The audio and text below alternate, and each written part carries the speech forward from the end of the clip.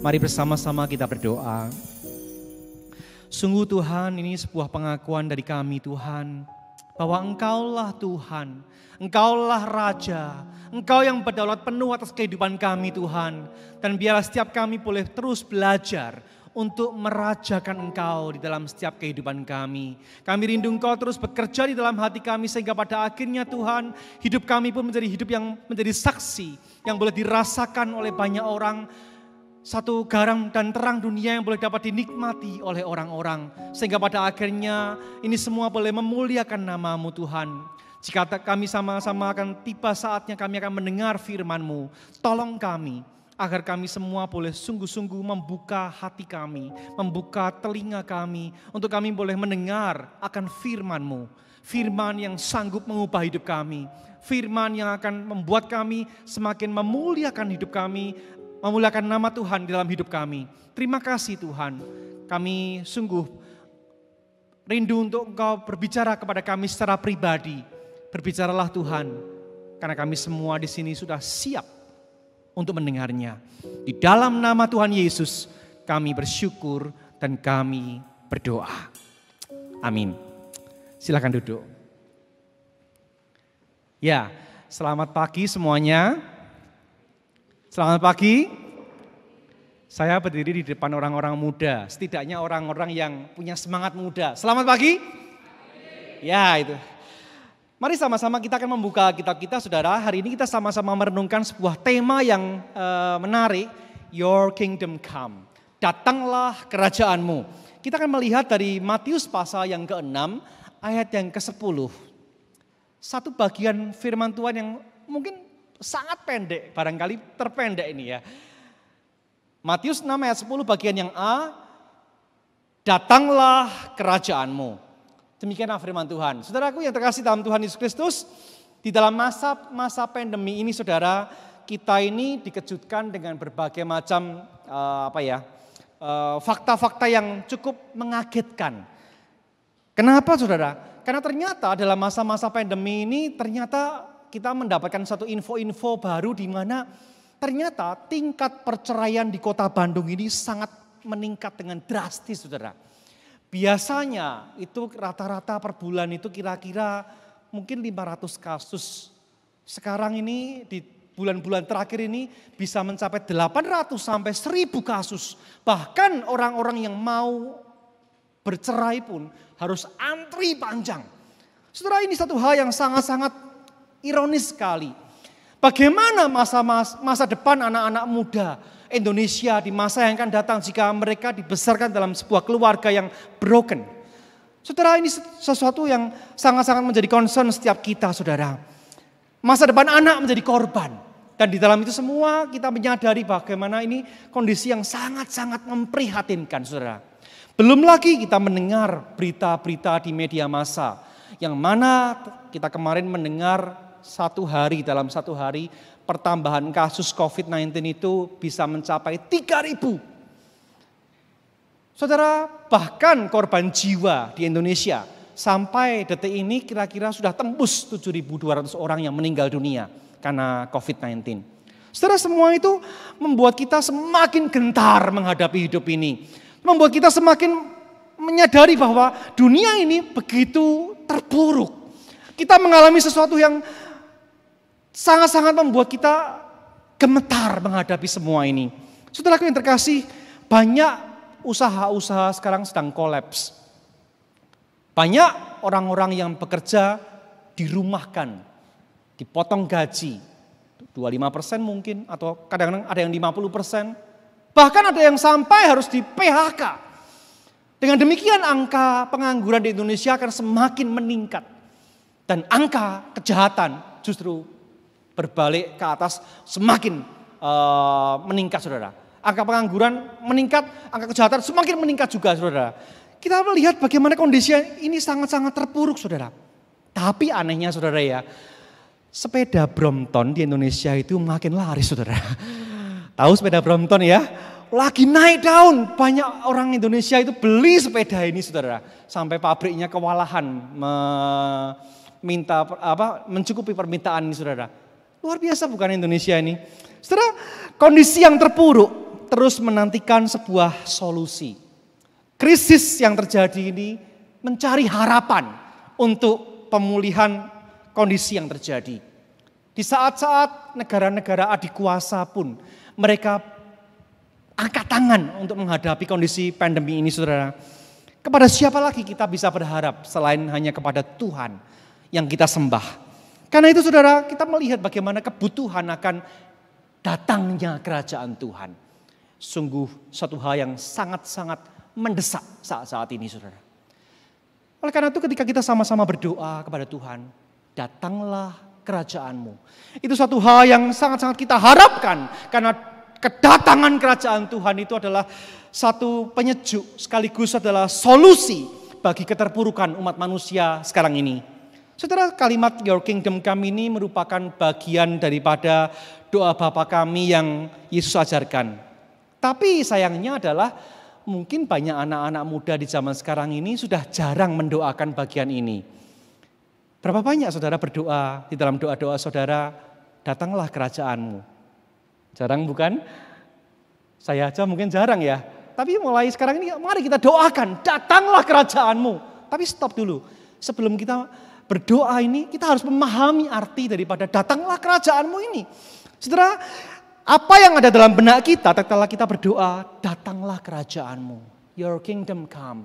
Apa artinya saudara? Kalau kita coba melihat kata kerajaan, kata kingdom ini saudara. Kata kerajaan ini mungkin dalam benak kita saat ini sudah menjadi sesuatu yang agak jarang ya.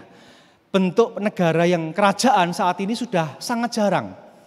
Bisa sebutin negara-negara saat ini yang berbentuk kerajaan, mungkin kita menyebutkan United Kingdom. Apalagi? Susah kan? Norwegia. Apalagi? Nepal. Udah jarang, sangat jarang saudara. Barangkali kalau kita menyebutkan kata kingdom, kata kerajaan, barangkali di benak anak-anak muda di zaman sekarang ini lebih terkait dengan yang namanya ini saudara. Game-game yang sedang mereka mainkan itu. Karena ini lebih berbicara soal kingdom ya.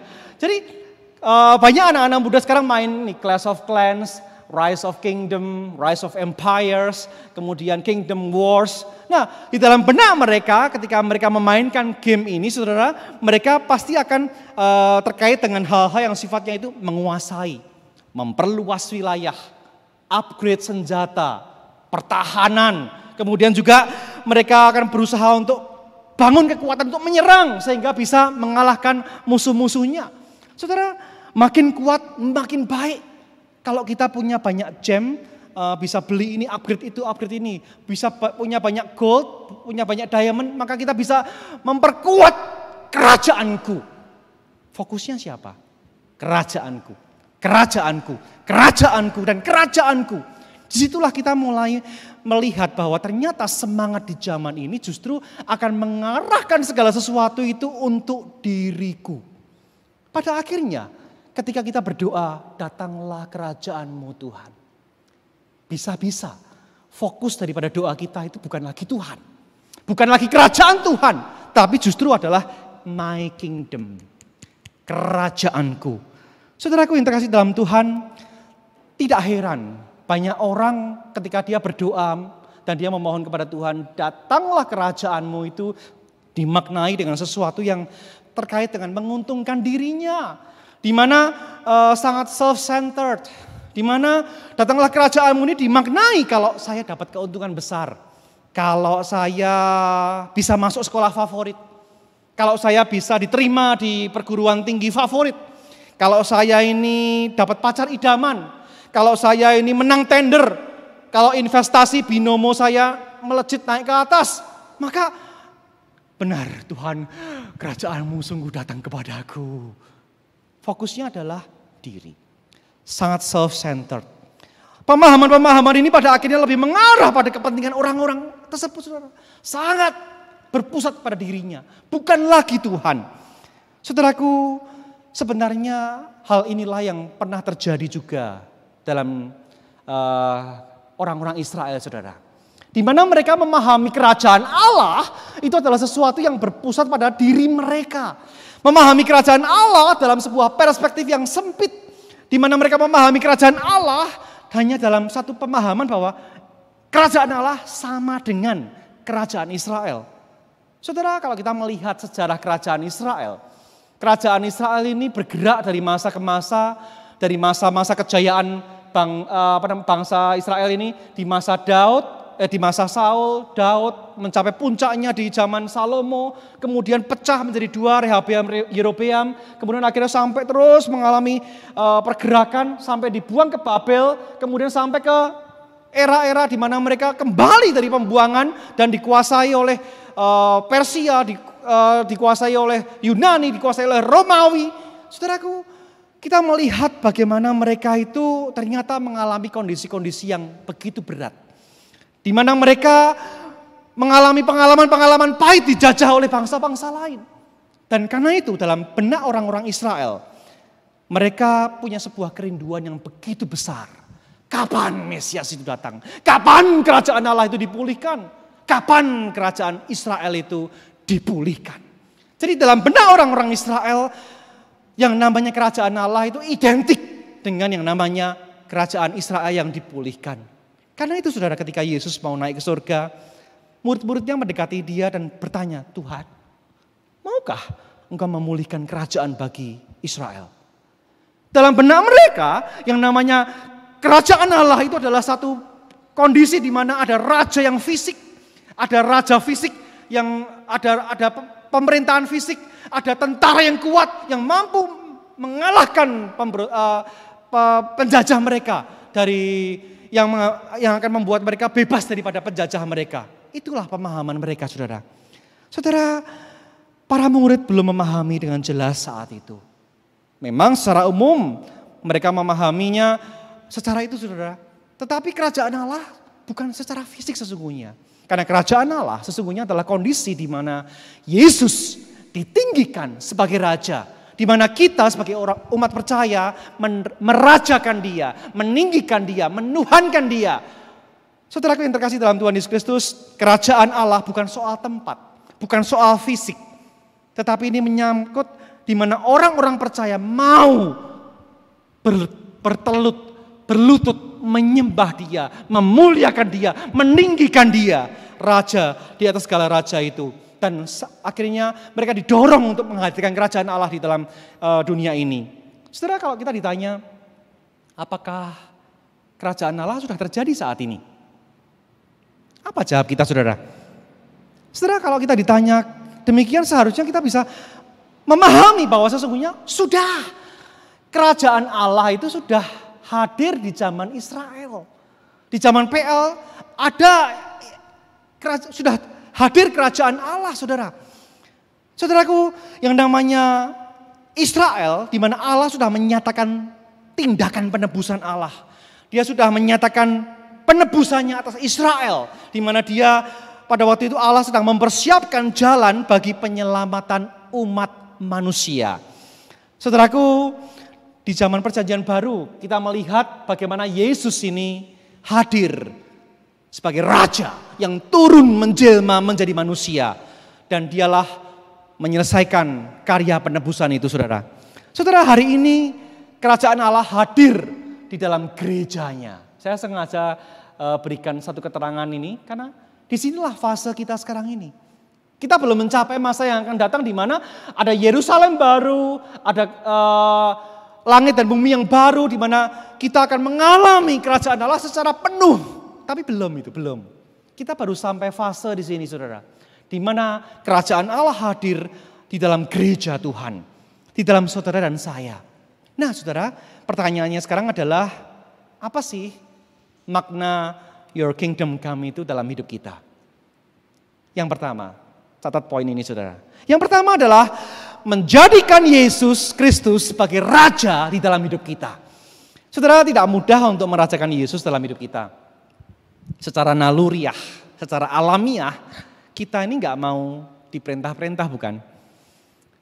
Siapa di antara kita yang mau suka diperintah-perintah ini, suruh itu, mau ngikut aja? Gak banyak, saudara. Gak mudah, saudara.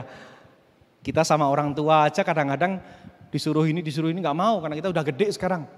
Gak mau. Kita gak mudah untuk diperintah-perintah. Bagi yang sudah kerja sama bos gimana? Wah, bos ini sudah mentang-mentang menggaji kita, dia maunya diturutin terus. Rasanya jengkel gitu ya kita ya. Saudara, dengan kondisi-kondisi yang semacam ini kita melihat kenapa kita mesti nambah masalah lagi dengan kita harus merajakan Yesus dalam hidup kita. Kalau itu menguntungkan kita, mau dong gitu ya. Biasanya orang-orang seperti itu. Yesus adalah raja, kalau aku percaya kepada dia maka aku akan jadi anak raja, maka gue jadi sultan dong gitu ya. Jadi anak raja, raja di atas segala raja gitu ya. Makanya tuh ada anak-anak orang-orang Kristen yang ketika dia menjadi percaya Yesus, dia mengaku diri sebagai anak raja, malah jadi sombong dan nggak tahu aturan. Ketika di tempat-tempat antrian di mana banyak orang antri gitu ya, kemudian dia nyelonong aja ke antrian paling depan. Satpamnya manggil, hei, antri dulu. Kemudian jawabnya apa? Sorry ya, gue anak raja. Raja dari atas segala raja. Anak raja gak perlu antri. Anak raja kepalamu gitu ya. Akan dimarahin orang-orang. Kenapa? Ini bukan satu pemahaman yang benar. Di mana orang justru malah merajakan dirinya. Dia bukan sedang merajakan Yesus. Tapi dia sedang merajakan dirinya. Saudara, bukan ini saudara. Menjadikan Yesus sebagai raja justru artinya adalah memberikan tempat utama di hati kita bagi dia. Mengakui kedaulatan dia atas hidup kita. Siap mematuhi apapun kehendak dan perintahnya. Rasanya gak mudah. Tapi kenapa kita harus saudara? Saudara, kalau kita melihat dan menengok kehidupan kita saudara. Kita menyadari bukan. Yesus sudah mau mati menebus kita. Kita harusnya binasa di dalam neraka. Kita harusnya menerima maut itu saudara. Tetapi dia sudah mengangkat kita dari lumpur dosa itu. Dia sudah mengangkat kita menjadi anak-anaknya. Kita justru malah diberikan sebuah kehidupan yang kekal. Saudara, apakah berlebihan jika saudara dan saya merajakan dia di dalam setiap kehidupan kita? Apakah berlebihan ketika saudara menyembah dia, memberikan kendali hidup kita kepada dia untuk boleh memerintah atas kita? Enggak saudara, sama sekali tidak. Saudaraku, saya pernah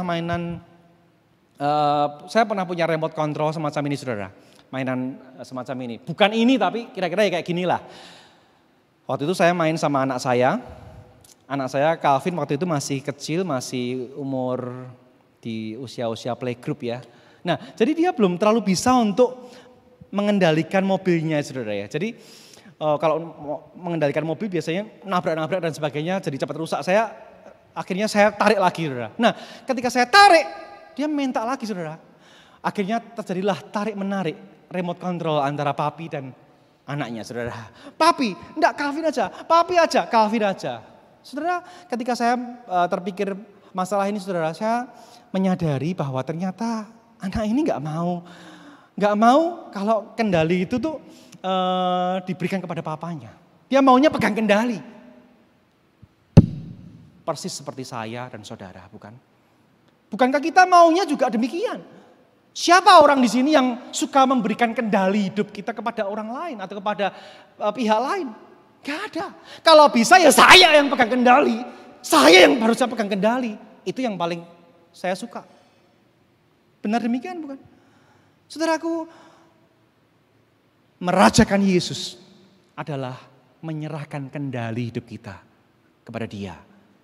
Merajakan Yesus artinya adalah memberikan, Tuhan, ini hidupku. Engkau yang mengendalikan hidupku. Saudaraku, di saat kita mau memilih jurusan studi, ini bukan soal mau-maunya saudara. Saudara memilih jurusan studi itu bukan soal mau-maunya papa mama saudara. Enggak. Tapi kita harus berpikir, Tuhan, Engkau mau apa dengan hidupku? Kalau aku masuk di bidang ini, apakah namamu lebih dipermuliakan di dalam hidupku? Harusnya setiap hal keputusan kita harus kita tanya kepada Tuhan. Karena dialah yang pegang kendali atas hidup kita, saudara. Saat kita mencari pacar, kita mencari yang seperti apa yang bisa memuliakan nama Tuhan. Saat kita berpacaran seperti apa yang memuliakan nama Tuhan. Saat mau menikah, mau punya anak, mau cari kerja, mau meluaskan usaha. Semua itu harus dikendalikan ataupun di bawah pimpinan Tuhan Yesus yang akan mengendalikan semua langkah kehidupan kita, saudara. Saudaraku, tidak ada satupun di dalam kehidupan kita yang seharusnya kita mau semau gue. Nggak bisa, saudara. Karena sesungguhnya hidup kita harus diarahkan di mana kita harus merajakan Dia di dalam seluruh kehidupan kita. Dengan demikian kita harus tahu dong maunya Tuhan gimana.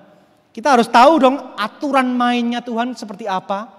Kita harus tahu dong rules-nya Tuhan seperti apa. Ya, kita harus banyak membaca Alkitab. Kita harus banyak membaca firman Tuhan. Karena disitulah firman Tuhan itulah kita akan memahami isi hatinya Tuhan. Kita mustahil mau merasakan Yesus tapi tidak pernah membaca firman Tuhan. Mustahil kita akan merasakan Yesus tapi kita tidak pernah bersinggungan dengan Alkitab. Saudara, mulai sekarang mari terus baca Alkitab atau Alkitab kita. Alkitab ya. Alkitab kita baca baik-baik itu, saudara. Kenapa? Di sanalah kita bisa mengetahui isi hatinya Tuhan. Saudaraku yang kasih Tuhan, saya menantang saudara-saudara untuk boleh berkata, Tuhan, Engkau adalah Rajaku. Ini aku. Hatiku milikmu, hidupku milikmu. Aku mau persembahkan kepadamu Tuhan. Ungkapan ini gak mudah diucapkan, saudara. Karena begitu saudara mengucapkan kata-kata ini, kita nggak jadi Tuhan. Enggak. Tapi ketika kita berhasil untuk mengucapkan kata ini, saudara, itu menuntut sebuah komitmen besar untuk kita boleh merajakan Dia dalam seluruh hidup kita. Maukah saudara? Maukah saudara? Boleh sungguh-sungguh berdoa, datanglah kerajaan-Mu Tuhan. Saudara memahami, di dalamnya ada artinya Tuhan, artinya aku mengharapkan Engkau terus menjadi Raja atas hidupku selama-lamanya. Itu yang pertama, saudara. Yang kedua, kita akan melihat. Yang kedua, datanglah kerajaan-Mu berarti hadirkan kerajaan Allah ke dunia ini. Saudaraku yang kasih Tuhan, banyak orang rindu ingin menikmati sorga. Katanya sorga tempat yang indah, bukan? Ya, tetapi banyak orang juga yang menolak untuk melakukan banyak hal yang bisa menghadirkan sorga ke dunia ini. Orang hanya pengen sorga, tapi tidak mau menghadirkan suasana sorga itu ke dunia ini. Karena memang tidak mudah. Banyak orang Kristen berpikirnya, matanya sih ke arahnya ke sono, ke sorga terus. Gua sudah percaya diselamatkan, punya hidup yang kekal. Sudah pasti, dijamin punya hidup yang kekal. Beres. End of story. Enggak, saudara. Saudara dipanggil Tuhan untuk boleh percaya kepada Yesus, untuk boleh membagikan atau menghadirkan kerajaan Allah ke dunia ini. Bukan hanya sekedar percaya masuk surga, enggak saudara. Tapi saudara dipanggil untuk boleh menghadirkan sorga itu. Menghadirkan suasana kerajaan Allah itu di dalam dunia ini, saudara. Saudara, memang yang namanya kerajaan Allah ini punya aspek already and not yet. Ada yang sudah, ada yang bagian belumnya. Yang sudahnya apa? Kita bisa merasakan bagaimana kita merasakan kasih Tuhan, merasakan anugerah Tuhan, kebenaran Tuhan, damai Tuhan. Kita merasakan ada bagaimana kerajaan Allah itu hadir dalam hidup kita. Di mana kita merasakan Dia, itu ada suasana kerajaan Allah itu. Tapi not yet, ada bagian yang belumnya, saudara. Apa itu? Bagian yang akan dialami kelak kita di kekekalan. Tadi dalam bagian yang tadi saya sebutkan tadi di depan, ada bagian di mana ada masa di mana di Yerusalem baru itulah, di masa adanya bumi baru dan langit yang baru itulah baru kita mengalami kerajaan Allah secara penuh, total, lengkap, sempurna. Tapi sekarang mah belum. Kita masih masuk di tahap fase yang di gereja tadi, saudara, di tahap gereja, kerajaan Allah hadir dalam gerejanya itu, saudara. Nah, disitulah kita dipanggil saudara. Untuk kita boleh menghadirkan kerajaan Allah di dalam dunia ini. Saudaraku, kerajaan Allah itu bukan soal makanan, bukan soal minuman, tapi kerajaan Allah adalah soal apa? Kebenaran, damai sejahtera, dan sukacita oleh Roh Kudus. Saudara, jadi pada saat orang berdoa, datanglah kerajaanmu, maka sesungguhnya dia sedang berdoa agar hidupnya itu hidup dalam kebenaran. Agar dia merasakan damai sejahtera daripada Tuhan Yesus, daripada Allah sendiri. Dia merasakan sukacita daripada Roh Kudus yang hadir keluar meluap dalam kehidupannya. Dan ketika dia berdoa, datanglah kerajaanmu, bukan hanya sekedar berpikir sendirian. Tapi dia berpikir bagaimana seseorang itu berpikir semakin banyak orang-orang yang mendoakan kerajaan Allah ini hadir. Dan semakin banyak pula kerajaan Allah ini hadir dalam hati orang-orang yang lain. Saudara, oleh karena itu saudara kita menyadari bahwa kerajaan Allah harus diberitakan di seluruh bumi ini saudara. Kerajaan Allah harus diberitakan, Injil harus diberitakan kepada segala makhluk. Saudara, saat ini kita menyadari bagaimana pemberitaan Injil sudah dilakukan begitu banyak. Di sosmed, di IG, di Facebook, di berbagai macam media. Kita tahu bagaimana Injil diberitakan dengan jelas. Namun saudara, ada yang masih kurang. Ternyata banyak orang yang masih belum merasakan, belum mengalami sendiri, belum melihat bagaimana kerajaan Allah itu hadir di dalam lewat diri orang-orang yang mengaku hidupnya sudah diubahkan oleh Injil, saudara. Jadi seharusnya orang-orang Kristen, orang-orang percaya, orang-orang yang sudah mengaku bahwa aku sudah percaya Yesus, sudah diubahkan oleh Injil itu, harusnya dia boleh menuangkan, boleh mengungkapkan, boleh menyaksikan hidupnya. Untuk apa? Untuk agar orang lain bisa merasakan kerajaan Allah melalui hidupnya, saudara. Saudaraku yang kasih Tuhan, saya punya sebuah cerita. Di tahun 2006, ada seorang anak kecil, gadis kecil berusia 4 tahun namanya Catherine Comel. Anaknya sangat cantik, lucu, imut ya. Saudara, Catherine Comel ini dia suatu kali menonton sebuah film dokumenter Afrika ya. Di mana dia dari film dokumenter itu dia melihat satu fakta di mana ternyata banyak anak-anak Afrika yang harus meninggal dunia karena apa? Karena mereka itu kena sakit malaria dan tidak tertolong meninggal dunia.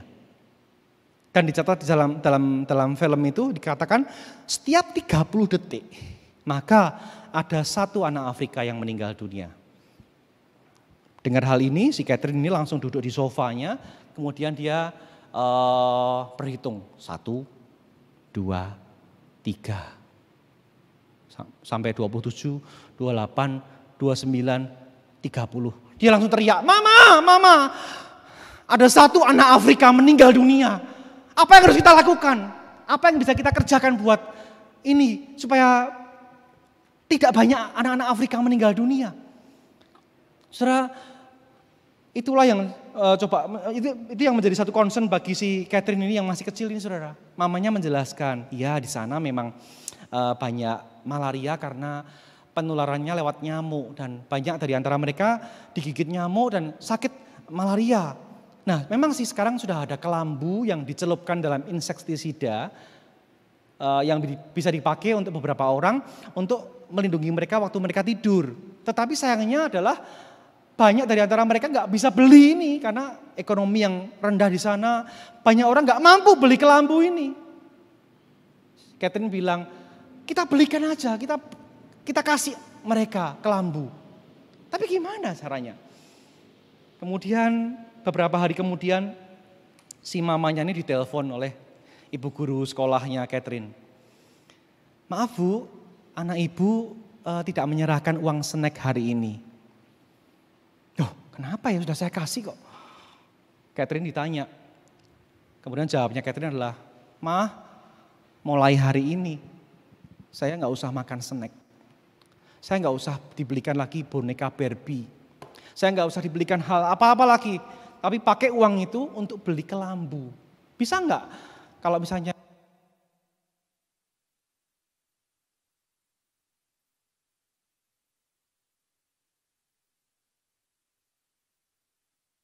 menangis, saudara. Mendengar hal itu, mamanya langsung terharu dan dia menangis, saudara. Dan dia membawa anaknya pergi ke tempat di mana bisa menjual kelambu, saudara. Dan hari itu mereka membeli kelambu, saudara. Kemudian mereka mencari lembaga amal mana yang bisa mengirimkan kelambu ini ke Afrika. Akhirnya mereka menemukan satu lembaga amal namanya Nothing But Nets. Jadi nothing, tidak yang lain selain kelambu, nets jaring kelambu. Nothing but nets. Jadi mereka memang hanya menerima kelambu untuk dikirimkan ke Afrika, saudara. Dan betul, saudara, mereka kirimkan lewat lembaga ini. Dan ketika mengirimkan kelambu ini, akhirnya si Catherine ini mendapatkan satu tanda terima. Di situ tertuliskan, Catherine, kamu adalah pendonor paling muda. Karena usianya baru 4-5 tahun. 4 atau 5 tahun. Saudara, hatinya Catherine semakin senang, semakin termotivasi untuk boleh memberikan lebih banyak lagi, saudara. Nah, sejak saat itu dia berusaha untuk menabung apa yang bisa dia tabung dan dia belikan kelambu, kirimkan lewat lembaga ini. Tapi cuma terbatas. Dia menyadari bahwa ini masih sangat-sangat jauh daripada bisa menolong anak-anak Afrika. Akhirnya apa, saudara? Dia mencoba untuk membuat sebuah dibantu mamanya, dia membuat sebuah lembaga, membuat sebuah semacam kayak penggalangan dana amal, saudara ya. Nah, jadi dia masih kecil, dia berpidato seperti ini, saudara. Berpidato di hadapan orang-orang, mari yang punya uang sumbangkan uang kalian untuk boleh menolong anak-anak Afrika supaya mereka punya kelambu. Sehingga pada akhirnya mereka menyebut si Catherine ini sebagai gadis kelambu, saudara. Kenapa? Karena dia banyak mengajak orang-orang untuk boleh menyumbangkan kelambu. Saudara, dalam kesempatan yang lain dia juga melihat, wah, ada peluang untuk boleh bisa ke sana. Dia akhirnya menjadi semacam kayak orang yang berkeliling dari mana ke mana, saudara, untuk dari tempat yang satu ke tempat yang lain, saudara. Dalam sebuah kesempatan, dalam waktu 3 menit, dia bisa mengumpulkan uang $800. Dalam kesempatan yang lain, ia pergi ke banyak tempat yang lain, kemudian di usia yang ke-6, Catherine ini sudah mengumpulkan uang $6.000. Pikir sendiri rupiahnya, saudara. Kalau hari Minggu saya agak repot, agak bingung memikirkan kursnya, saudara ya. Dalam kesempatan yang lain dia melihat si David Beckham ini, saudara. David Beckham pemain bola itu dia menyumbangkan dan dia mengkampanyekan tentang lembaga amal juga, saudara. Jadi dia ini si Catherine ini menulis surat kepada David Beckham. Dia menulis surat terima kasih sudah mendukung lembaga amal ini untuk menyumbangkan kelambu. Wah, begitu demikian langsung di capture pesan itu, diposting sama David Beckham ke internet. Jadi melambunglah dan melejitlah nama Catherine Comel ini, saudara. Saudara, pada akhirnya juga si Catherine ini juga menulis surat kepada orang-orang terkaya menurut majalah Forbes. Ada Bill Gates di sana dan dia tulis surat pada Mr. Bill Gates. Mr. Gates, kalau tidak ada kelambu, maka anak-anak di Afrika akan meninggal dunia karena mereka tidak punya uang, mereka terserang malaria. Aku mendengar uangmu banyak, tolong bantu dong. Wah, Bill Gates langsung menyumbangkan $3 juta langsung diberikan kepada lembaga itu untuk menyumbangkan kelambu ke Afrika, saudara. Saudara, tak terasa sekarang sudah tahun 2020. Itu artinya Catherine ini sudah berusia 21 tahun saat ini. Mungkin seusia sebagian daripada kalian-kalian yang berusia 21 tahun. Dan terus menjadi berkat. Artinya apa, saudara? Bahwa anak kecil pun, anak muda pun bisa jadi berkat. Bisa menghadirkan kerajaan Allah. Catherine berusaha untuk menghadirkan kerajaan Allah bagi dunia yang gelap ini, saudara. Saya rindu, saudara, untuk boleh terus, sekalipun engkau masih muda, mari bisa berbuat sesuatu bagi bangsa ini, bagi kota ini, bagi negeri ini. Cerita yang kedua, saudara. 2 minggu yang lalu, kalau nggak salah Pak Isa menceritakan tentang Dr. Lee dengan rumah sakit apungnya ya. Masih ingat kan ya, Dr. Lee. Nah, hari ini saya akan coba menunjukkan dokter yang lain, namanya Dr. Low. Bukan Lee, tapi Low. karena dia orang Solo. Gak ada hubungannya sih. Namanya Lo Xiaoqing, saudara. Kalau saudara pernah mendengar ini adalah Dr. Lo Xiaoqing, saudara. Bukan orang Solo kalau nggak tahu Dr. Lo Xiaoqing ini, saudara. Di mana Dr. Lo ini adalah dokter yang sangat terkenal di sana. Dia juga terus terang saya punya pengalaman juga seringkali juga ke dokter ini waktu saya masih kecil. Jadi kalau saya sakit ya, saya seringkali ke dokter ini, saudara. Dan dokter ini sangat jitu, diagnosanya sangat tepat sekali, saudara. Seringkali dia banyak dipakai Tuhan untuk menyembuhkan orang dengan diagnosa yang sangat tepat, saudara. Bahkan, saudara ya, saking saya ini sudah sangat ngefans banget sama dokter Lo ini, saudara ya. Kalau saya sakit, demam tinggi gitu ya, udahlah, papa saya bilang, udahlah Helmi dibawa ke dokter Lo aja lah. Baru disebut namanya itu aja, demam saya rasanya turun 1 derajat, saudara. Wah, hebat kan? Dibawa ke dokter, diperiksa, keluar dari ruang praktek, rasanya saya sudah hampir sembuh. Tapi itu cuma rasanya, saudara. Itu cuma perasaan. Faktanya adalah dia orang yang sangat-sangat sosial sekali. Dia sangat-sangat orang yang sangat mau memberi hatinya untuk orang-orang yang tidak punya. Dia tidak pernah mematok tarif harga berapa, enggak, saudara. Dia tidak pernah memberikan tarif harga, enggak sama sekali. Kalau saudara tanya kepada dia, berapa dokter biaya pengobatannya? Udah nggak usah. Dia akan jawab seperti itu. Udah nggak usah. Jadi kalau kita mau bayar dia, gimana caranya?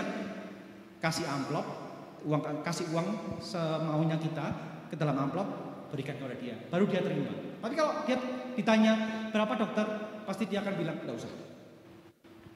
Dan dia sangat menjadi berkat bagi orang-orang miskin yang tidak punya uang untuk ke dokter. Dan dia mengatakan demikian, mengapa mereka harus bayar jika nantinya mereka tidak bisa beli beras? Mengapa mereka harus bayar kalau mereka nanti akan kekurangan makan anak-anak mereka? Saudaraku, itu Dr. Lo. Dia berusaha untuk menghadirkan kerajaan Allah di dunia kedokteran. Bahkan saya mendengar bagaimana kalau ada orang yang nggak punya uang untuk beli obat, dia kasih, saudara. Sudah periksa gratis masih dikasih uang untuk beli obat. Belum lagi dia juga menyediakan dana pribadi untuk keperluan orang yang rawat inap di Rumah Sakit Kasih Ibu Solo. Saudara, lewat profesinya dia coba hadirkan kerajaan Allah bagi warga Solo. Kalau saudara adalah warga kerajaan Allah yang sejati, maka seharusnya menghadirkan kerajaan Allah itu akan menjadi concern kita. Menjadi kerinduan kita yang paling dalam. Aku mau Tuhan untuk aku bisa menghadirkan kerajaan Allah di tempat di mana Engkau tempatkan aku. Itulah harusnya concern kita, saudara. Saudara, kita harus punya kerinduan melihat kerajaan Allah hadir, dirasakan dalam keluarga kita. Mulai dari keluarga kita. Orang-orang yang kita kasih di sekitar kita. Meluas ke masyarakat sekitar kita, di kampung kita. Meluas di kota Bandung, bahkan akhirnya bisa Indonesia. Kita bisa menjadi berkat bagi Indonesia. Saudara, tapi mungkin dari antara kita berpikir, aku mah orang biasa. Aku mah orang kecil, aku orang yang gak bisa apa-apa. Aku bukan Mother Teresa. Aku bukan Catherine Comel. Gua bukan Dr. Lee. Gua bukan Dr. Lo. Aku cuma orang biasa. Bisa apa aku? Mungkin saudara berpikir demikian. Saudara, jangan pernah katakan saudara orang biasa. Karena setiap saudara adalah orang yang sudah ditebus oleh Tuhan. Setiap saudara adalah orang yang sudah mengalami kasih Tuhan. Saudara akan dimampukan dengan kuasa Tuhan untuk menghadirkan kerajaan Allah dalam kapasitas saudara. Dengan kemampuan yang Tuhan sudah berikan kepada setiap saudara. Saudaraku, mari jangan minder. Jangan menjadi enggan untuk melakukan hal ini, saudara. Saya rindu menantang kita semua untuk boleh terus menghadirkan kerajaan Allah dengan siapapun kita, bagaimanapun kondisi kita. Izinkan saya bercerita kisah terakhir. Ada seorang anak kecil yang memikirkan minggu depan papahnya akan berulang tahun. Kira-kira aku bisa kasih apa buat papa ya? Papa sudah bekerja, papa dan mama selama ini sudah repot berjelih payah ngurusin saya. Apa yang bisa kuberikan ya? Pikir anak kecil ini. Saudara, anak kecil ini lalu terpikirkan, gini aja dah. Aku mau menabung. Aku mau menabung. Jadi selama beberapa hari itu, selama seminggu itu, dia mencoba untuk menabung dari uang saku yang diberikan oleh papanya itu, dia tabung. Dia rela nggak beli jajan, tapi ditabung, dipakainya, disimpannya, saudara. Dan setelah uang itu terkumpul, saudara, setelah uang itu terkumpul, dia melihat, aduh, cuma segini, bisa beli apa segini doang? Sangat kecil. Tapi dia terpikir, bisa. Aku bisa beli sepasang kaos kaki buat papa. Lalu dia pergi beli kaos kaki itu, saudara. Dan pada hari ulang tahunnya, dia ucapkan selamat ulang tahun kepada sang papa. Dan dia berikan kaos kaki ini kepada papanya. Saudara, sang papa itu ketika dia melihat anaknya memberikan kaos kaki yang dibelinya dengan uang sendiri, dengan uang sakunya itu, sangat-sangat terharu dan sangat-sangat senang dan sangat terharu sekali, saudara. Saudara, saya tahu kisah ini, saudara, karena sesungguhnya sayalah anak dalam kisah ini, saudara. Memang apa yang saya lakukan ini kecil, tidak terbandingkan dengan yang dilakukan oleh Catherine Comel atau Mother Teresa atau Dr. Lo, Dr. Lee, tidak terbanding. Ini hal yang sangat kecil, remeh mungkin. Tetapi saya yakin bahwa Tuhan menghargai hal-hal yang kecil semacam ini. Saudara, jangan pernah merasa diri aku gak bisa berbuat apa-apa. Bisa, saudara. Jangan katakan hal itu lagi. Bisa, saudara bisa melakukan sesuatu. Asal saudara mau melakukannya. Saya menantang saudara untuk boleh belajar memberikan yang terbaik. Menghadirkan kerajaan Allah dalam hal-hal yang kecil. Yang mungkin sederhana dalam pandangan orang. Tetapi ketika kita melakukannya di dalam kebenaran, pasti akan menghasilkan damai sejahtera dan sukacita kerajaan Allah. Amin, saudara. Ya.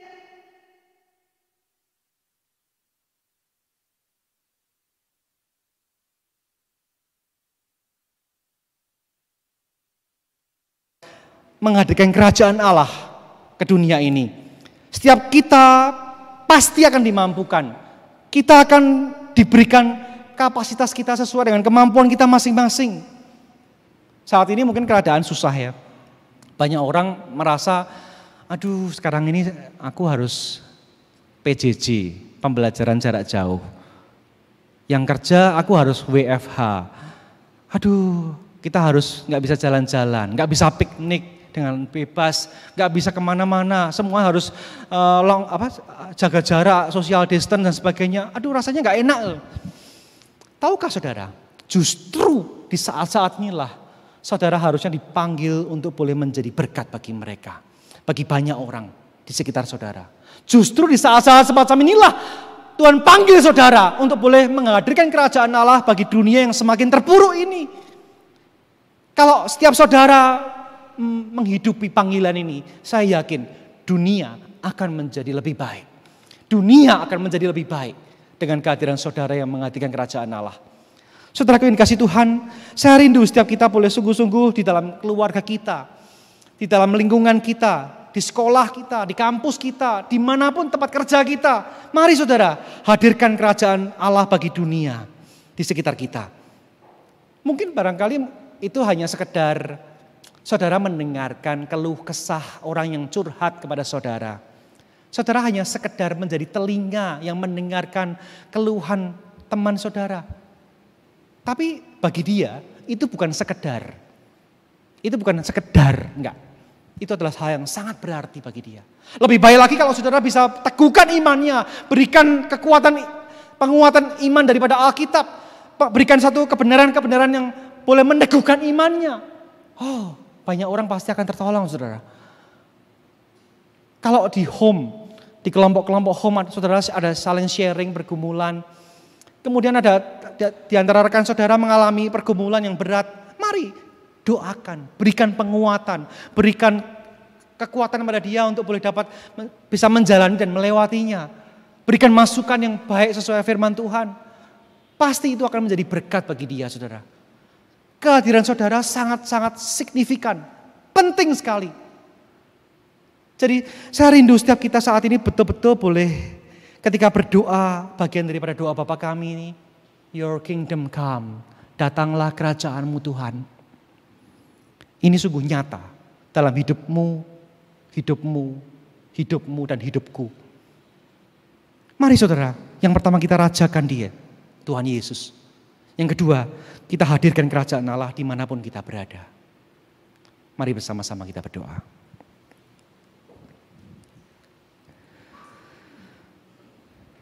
Tuhan, kami sudah mendengar firman-Mu Tuhan. Setiap kami menyadari kondisi kami Tuhan. Kami rindu agar setiap kami boleh merajakan Engkau di dalam setiap aspek kehidupan kami. Dan biarkan kami pada akhirnya bisa menghadirkan kerajaan Allah. Menghadirkan kasih, sukacita, damai sejahtera, kebenaran Allah dalam kehidupan kami. Sehingga pada akhirnya hidup kami boleh hidup yang dirasakan oleh orang-orang di sekitar kami. Hidup kami menjadi hidup yang berwarna, yang boleh dirasakan oleh orang-orang yang boleh menerimanya Tuhan. Sehingga pada akhirnya hidup kami boleh mewarnai dunia yang gelap ini. Kami berdoa Tuhan, Kau boleh memimpin kami. Kami sadar bahwa kami bukan siapa-siapa. Kami lemah, kami terbatas. Tapi kami tidak akan berpuas diri dengan hanya sekedar melihat diri kami lemah. Tapi kami sadar bahwa di dalam diri kami yang lemah ini ada Tuhan yang besar. Tuhan yang sanggup menolong kami. Yang sanggup memakai kami yang terbatas ini. Untuk pekerjaan kemuliaan nama Tuhan. Berkati kami Tuhan. Berkati kami Tuhan. Pakai kami Tuhan. Untuk mewarnai dunia ini. Dalam nama Tuhan Yesus kami bersyukur dan berdoa. Amin.